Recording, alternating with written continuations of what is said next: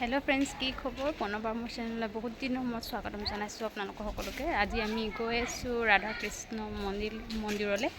আজি যেহেতু জন্মাষ্টমী আমাৰ সকলোখিনি লগৰীয়া ইয়াতে আমি গোট খাই কিনে যাম। নাই অহা নেকি?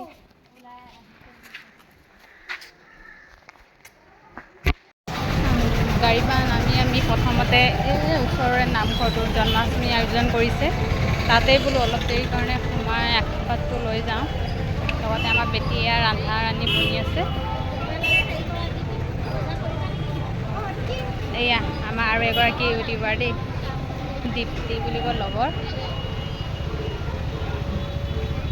ইয়াত বৰ ধুনীয়াকৈ আয়োজন কৰিছে। ইয়াত ধুনীয়া ধুনীয়াকৈ আঁকিও দিছে, আঁকি মানে পোষ্টাৰবিলাক থৈ দিছে লগাই।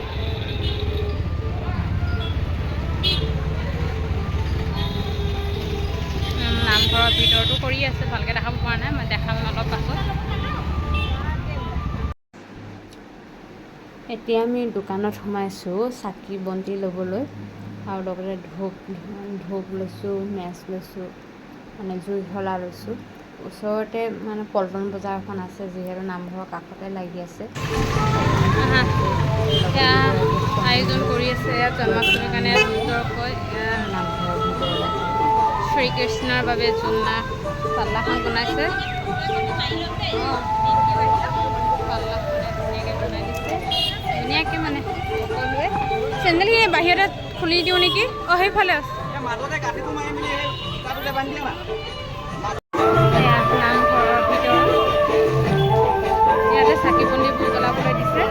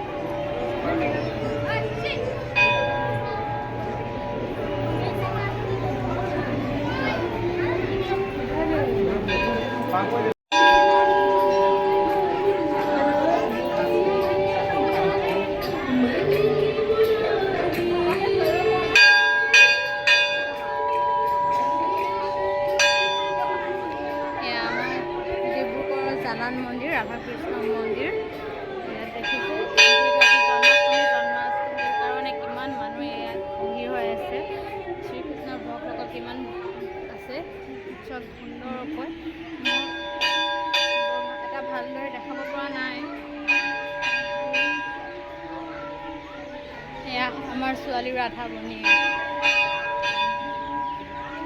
চাওক মই আছোঁ এতিয়া বৰ্তমান মন্দিৰৰ ওপৰত তলত কি সুন্দৰ ভিউ